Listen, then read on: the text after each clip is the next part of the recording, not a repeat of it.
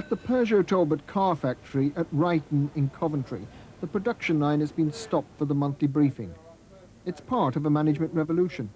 In the 70s, when the company was run by the American car giant Chrysler, the line had to be kept running at all costs, shutting down only for mechanical breakdowns or strikes. Now, Ryton stops work deliberately so that management can tell the workers about plans and performance. Diesel sales rose by 20% in January, with a market share of over 9%, which is a record in our market. Within a decade, Peugeot Talbot took this former Roots factory from the brink of disaster to profit and success. Last year, Peugeot made a profit of £109 million in spite of recession. Yet 12 years ago, when Chrysler sold out to the French, the entire company went for next to nothing. The value of the UK operations was put in at $1. So you can imagine it really, certainly in the minds of Chrysler, it wasn't worth an awful lot.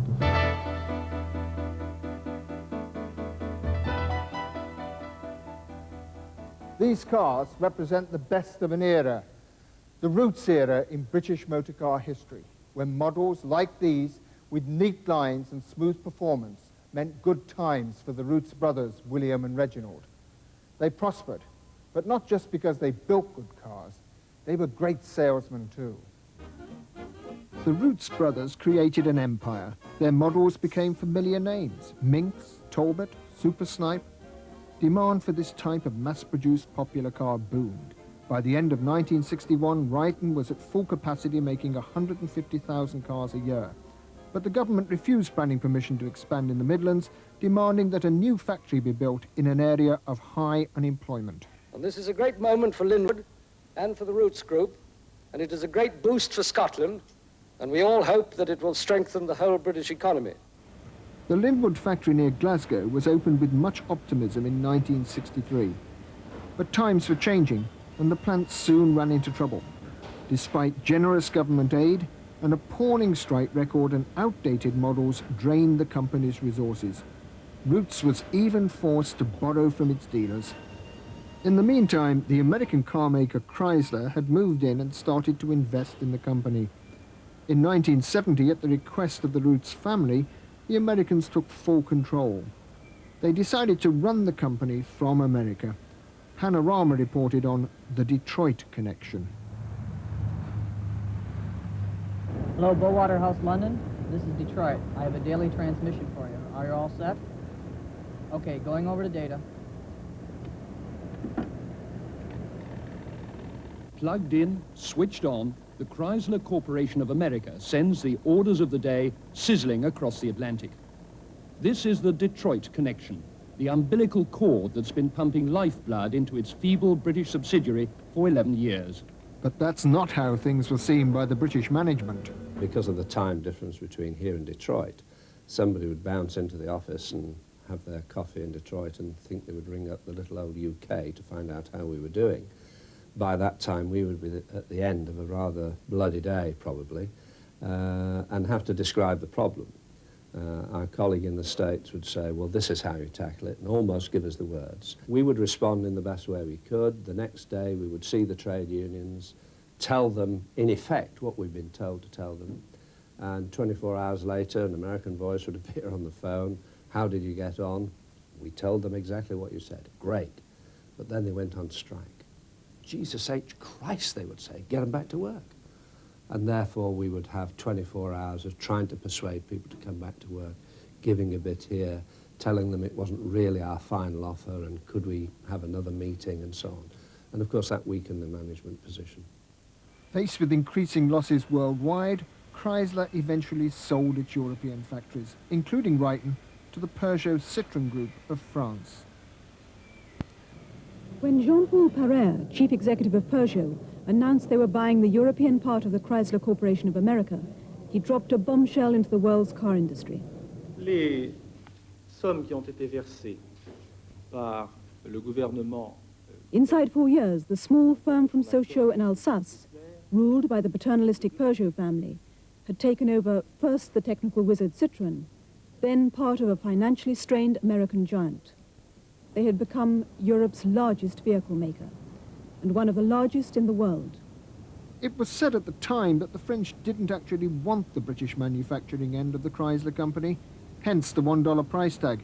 They were after the rich pickings of Chrysler's dealerships in France and Spain. Peugeot brought in George Turnbull to head what was still briefly called Chrysler UK. A tough, experienced carman, Turnbull made it clear to his French bosses that he wanted to do things his way. He then set about getting the message through to the rest of the company.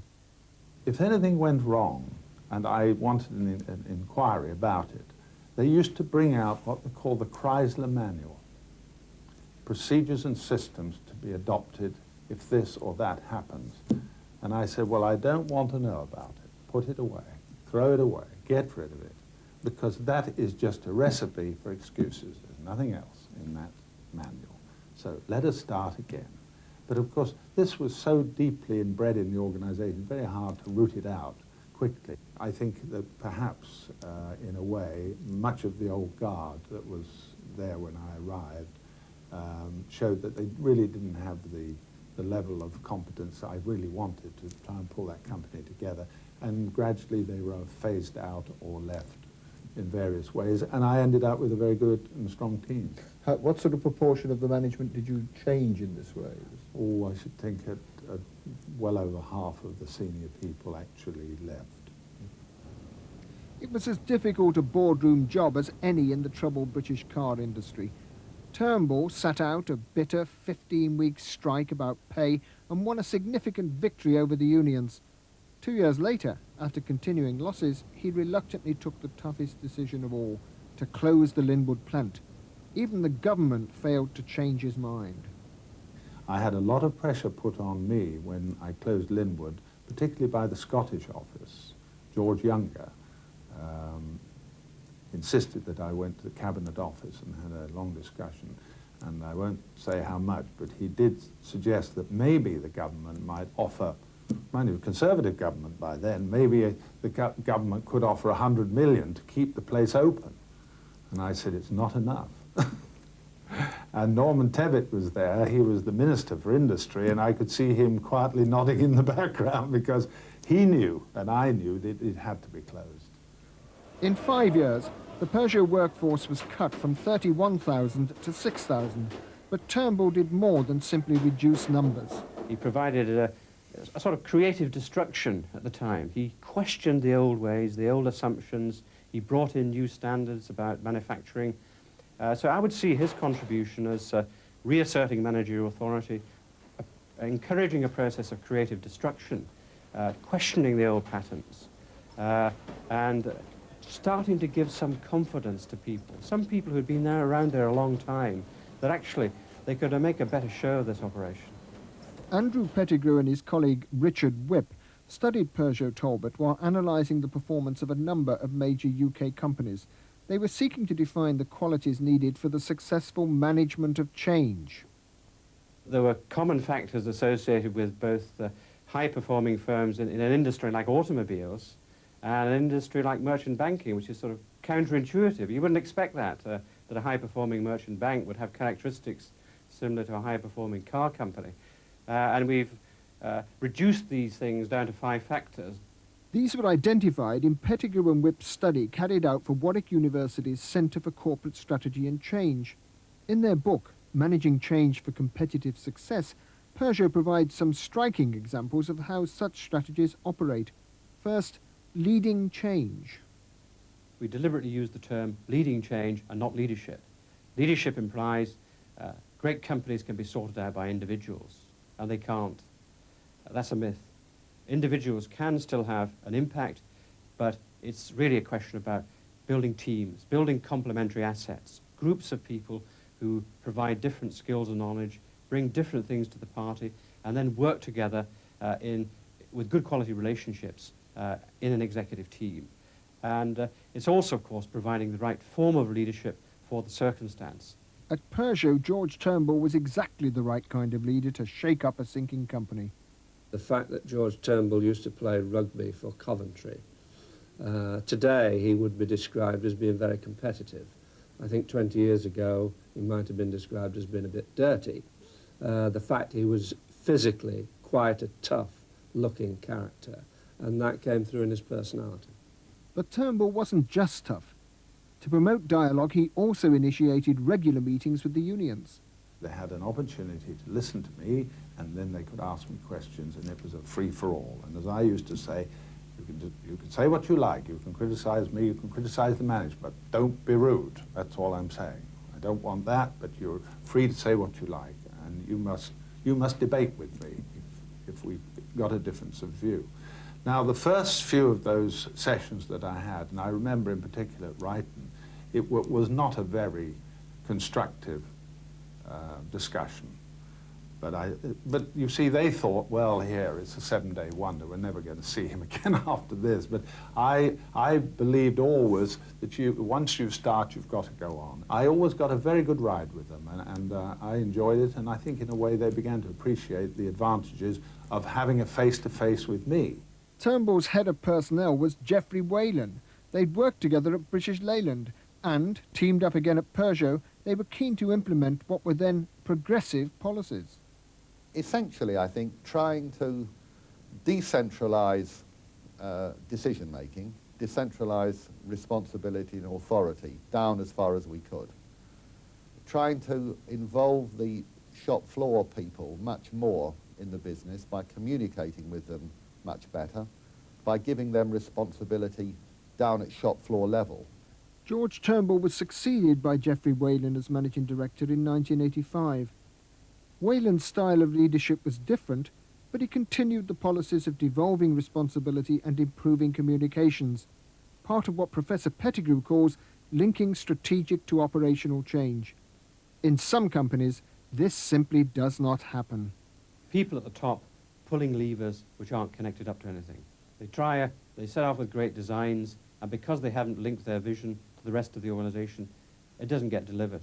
People carry on doing things in the old ways. So it's critical, therefore, how the top links with the middle and the bottom.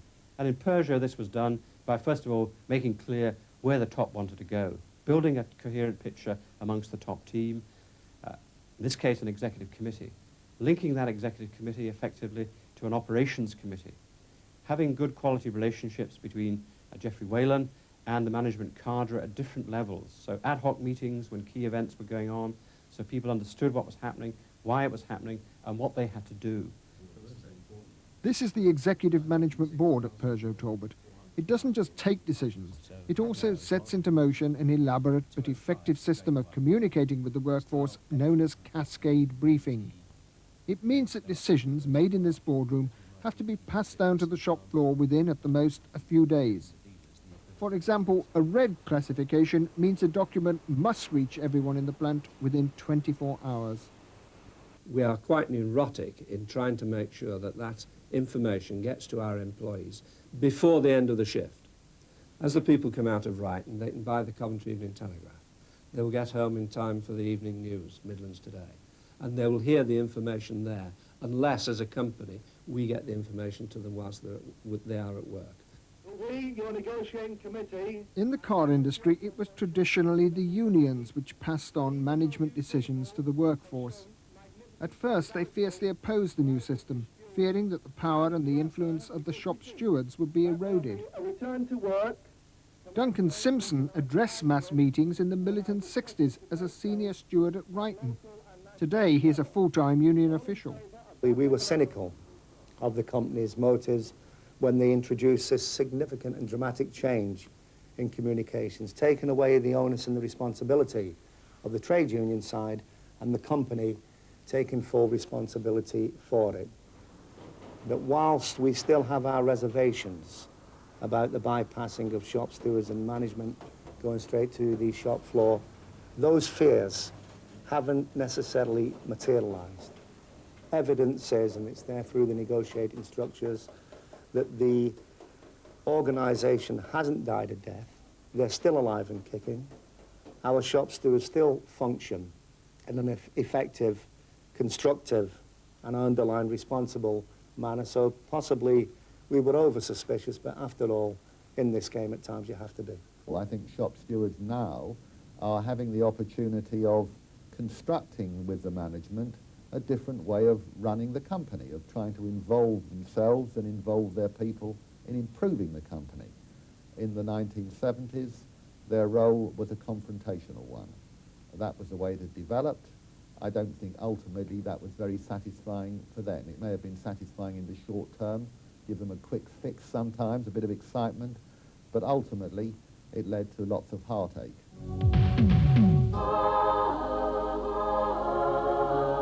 In 1988, the new 405 model was launched at the National Exhibition Centre in Birmingham with considerable razzmatazz.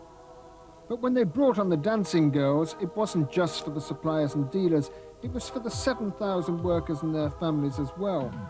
In the past, new models had been guarded jealously until unveiled to the press, but Peugeot Talbot made sure that the people who were to build the car learned about it first. The decision by the French parent company to build the 405 and 309 models at Ryton was a tremendous boost of confidence for the plant. And by the mid-80s, the British operation was back in profit.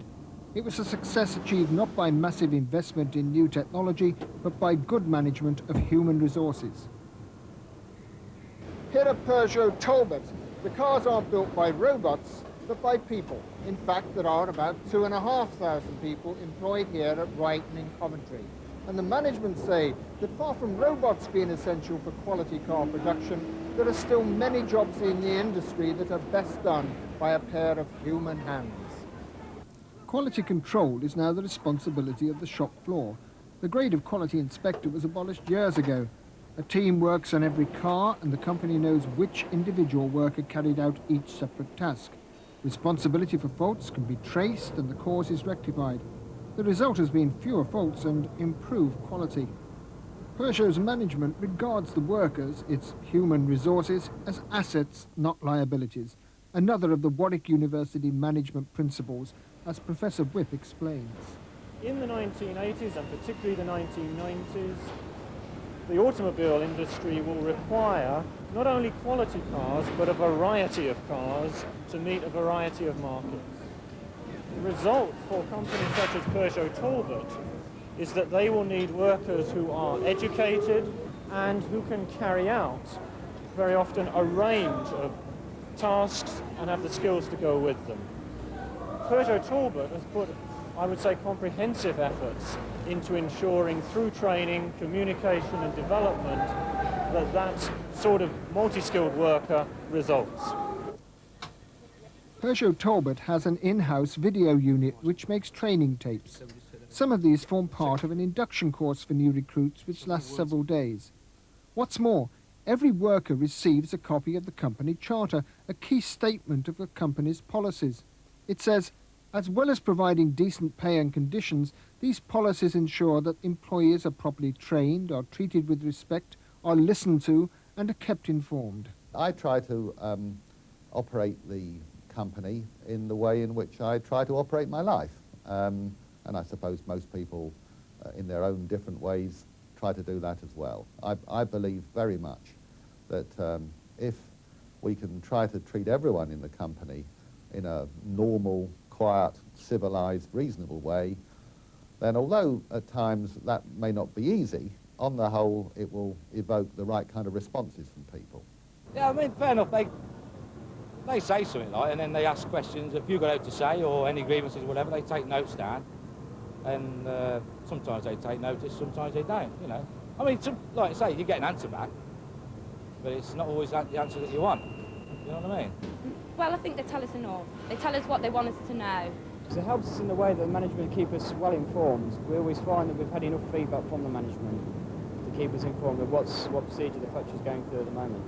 You often stand there and wonder what's happening next, but you eventually find out after the rumours have died down. So there are rumours? Oh yes, lots of rumours. Do you get the same story from your shop steward as from the management? Well, actually, I don't know who my shop steward is. Peugeot recognised that good communications with its workforce weren't enough.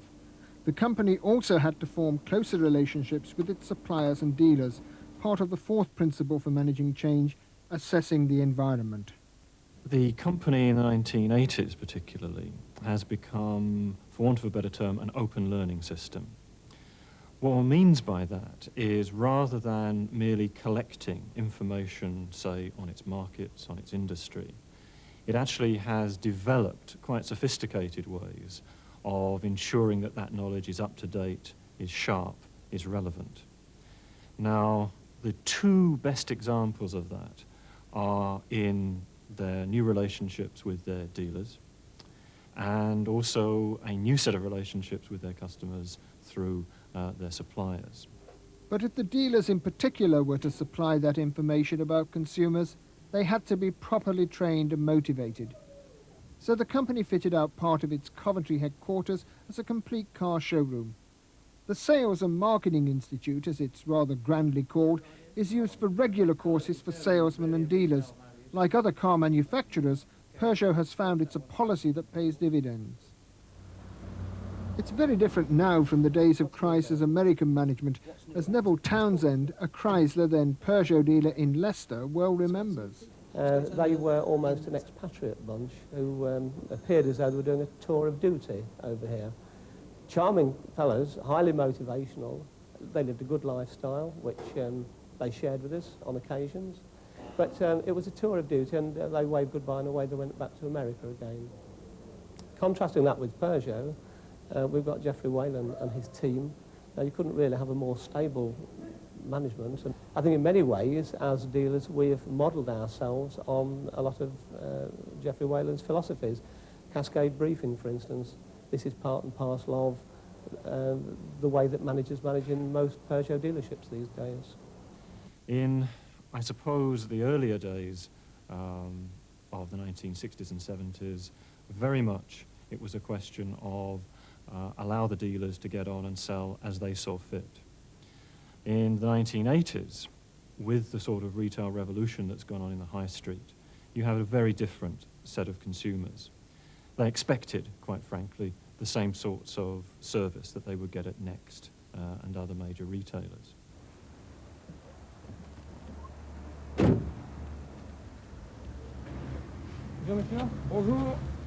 Security officers at Brighton have even learned some French to make delivery drivers welcome.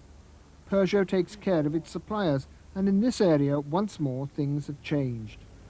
The traditional relationship with suppliers was very much one of the manufacturer giving somebody a design for a component and then expecting that to be delivered within a due date. In the circumstances of the 80s looking to the 90s, clearly those sorts of relationships no longer hold. You cannot tie up the sorts of capital in suppliers and supply lines that you did before in the current competitive conditions. And the result has been a smaller number of suppliers, but ending up with much closer technical relations with those suppliers. In times of rapid change, Peugeot has had to maintain a sense of coherence, the fifth and final principle of managing change. Coherence is the most wide-ranging factor, most critical factor of all. And we're really talking here about how can an organization hold itself together while it simultaneously changes itself. And this is a very challenging thing to do, especially over a long period of time. And the requirements here, of course, are various. In Peugeot, it's the requirement to get top team coherence, the importance of this executive committee. It was the issue of linking the intentions with the detail of implementation through setting clear targets, making people clearly responsible for activities, delivering on those, but providing support for that as and when necessary.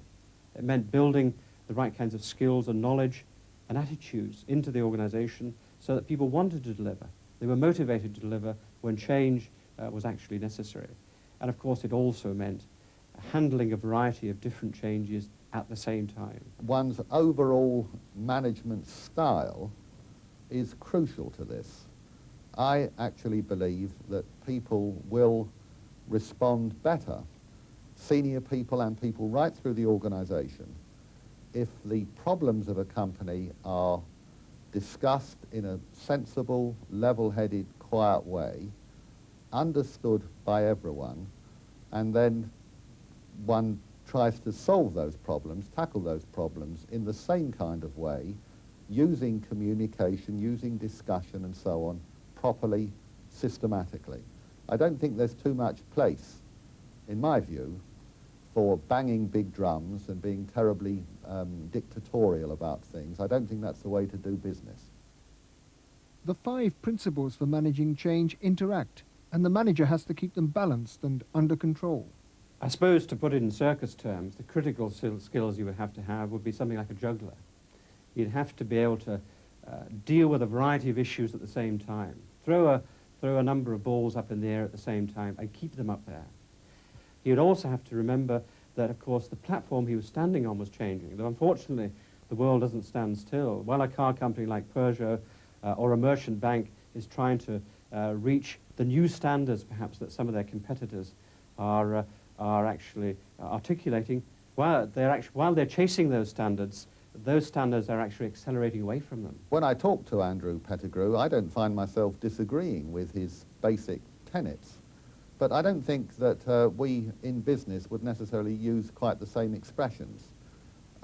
Yes, of course, we're talking all the time about having to keep a lot of balls in the air.